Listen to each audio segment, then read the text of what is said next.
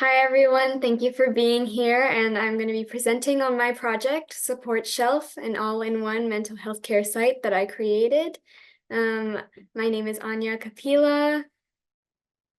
This is me. I am a student at James Logan High School in California, and I'm interested in pursuing a career in computer science with applications to mental health care. This is Andrew, my mentor, who has been incredibly helpful and supported throughout this journey. So before I get started on showing you my actual project, I want to explain why I decided to go with this. The most relevant thing to me is my personal mental health struggle. I was diagnosed in middle school with anxiety and depression, and that's why Elizabeth's presentation was so impactful to me, and so I want to thank her for that and her relevant research to applying access to mental health today.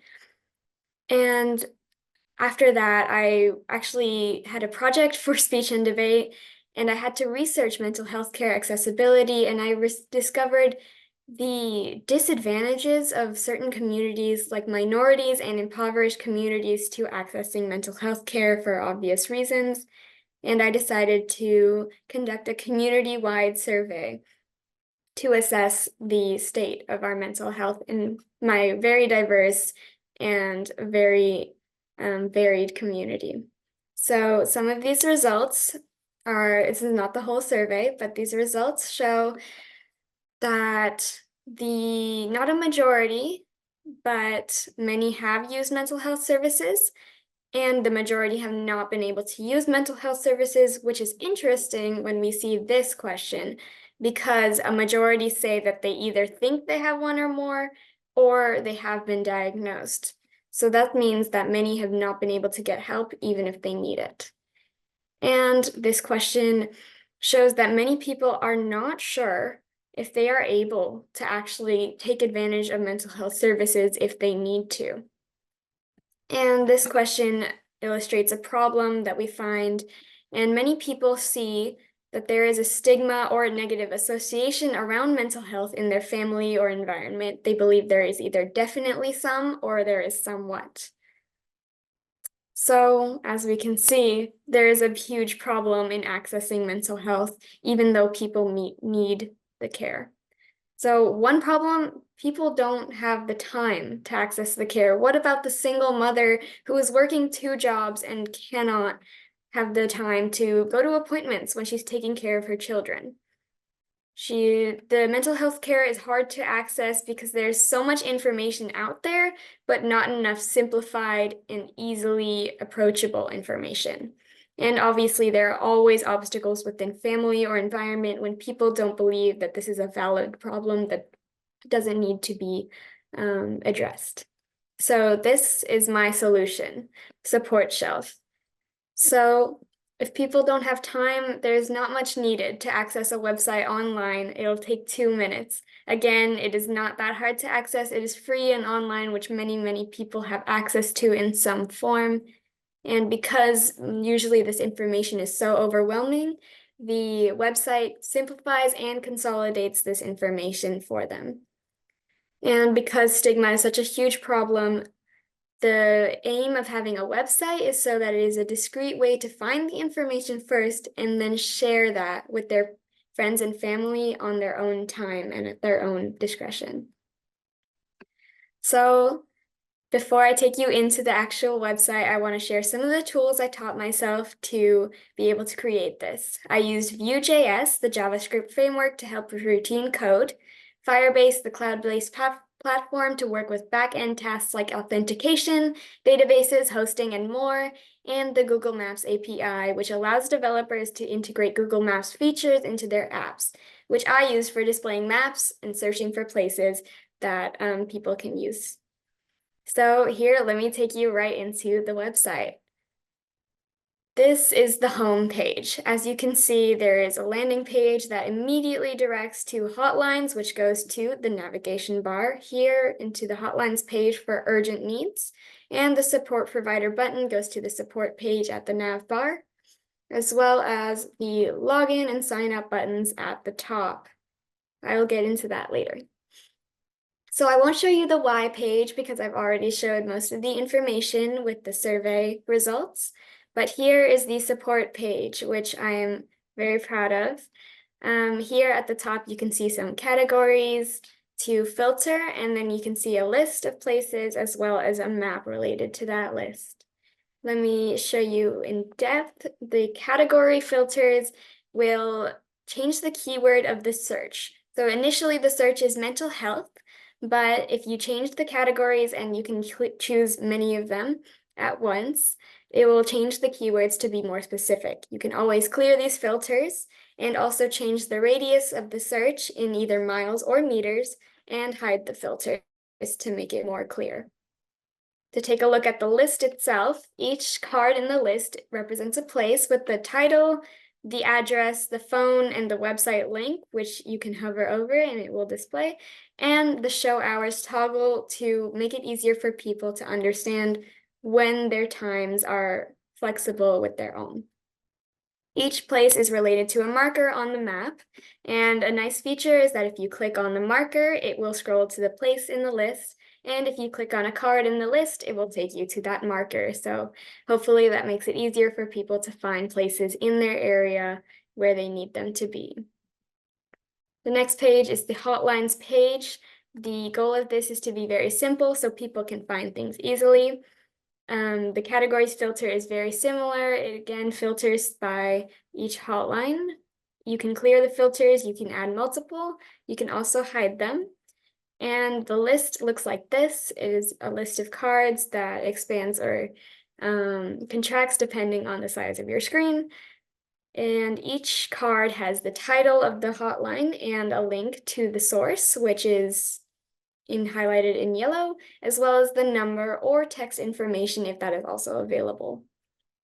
Here is the articles page. Again, it looks like the hotlines page. It has multiple category filters. At the top, you can clear and hide them as well. Each card, it looks very similar to the hotlines page, again, for simplicity.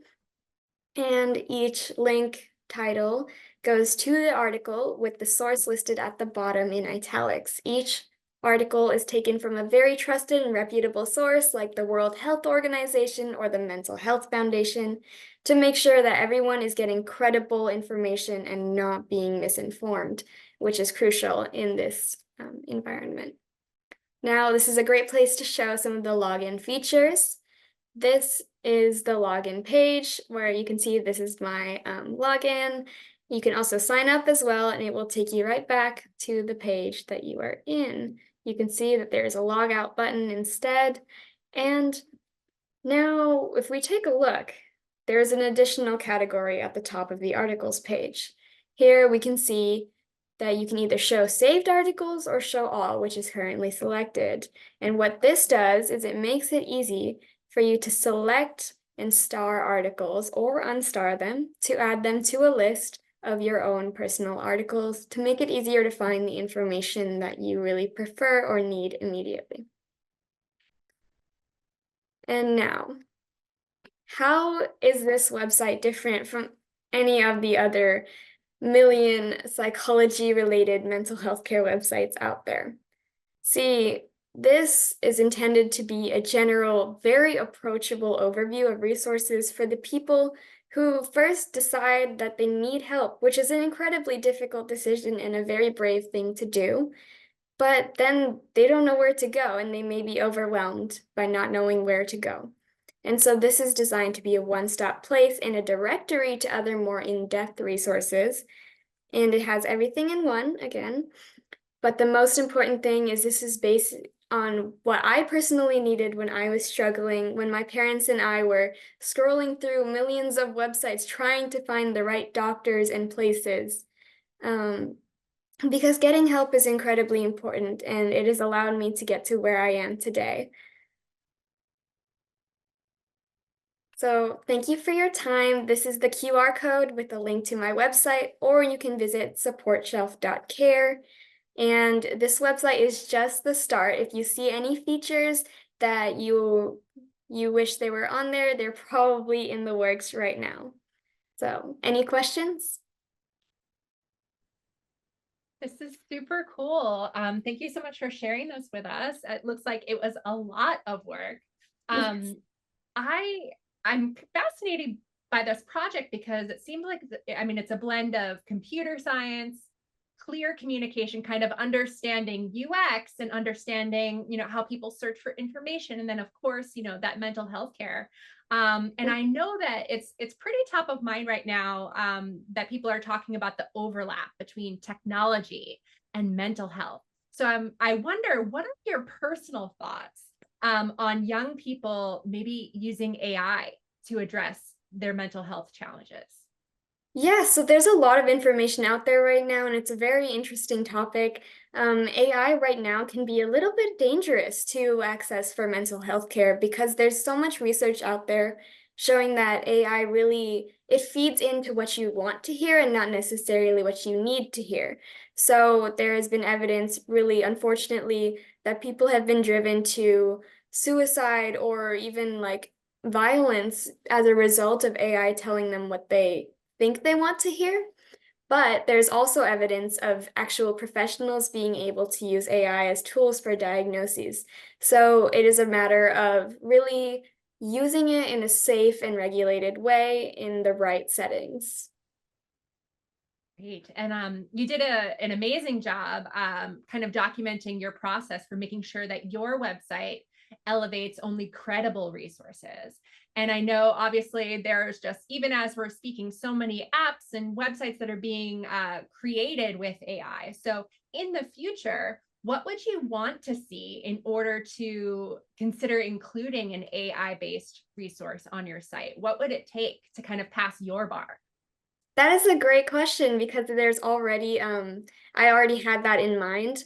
I would actually have an AI chatbot not to generate, to direct to sources that are already existing because, yes, again, it is hard to find all of this information, but you don't want AI to be generating random information. So it would be more of a directory or search. Thank you for that. Fascinating stuff. And gosh, everybody in this talk is speaking about very top of mind, very timely topics. So thank you so much for this presentation, and congratulations on this amazing achievement, Anya. Thank you.